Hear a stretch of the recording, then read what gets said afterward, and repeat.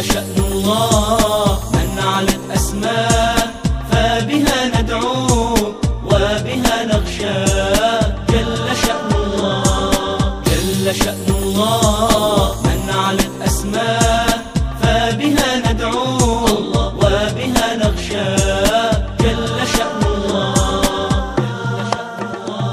الرحمن الرحيم المهيمن الحكيم الواسع الفتاح المقدم الحليم الباسط الرزاق الصمد الكريم الرافع المتعال البارئ العظيم الغفار الغفور المؤخر الصبور الباعث القهار المقتدر الشكور.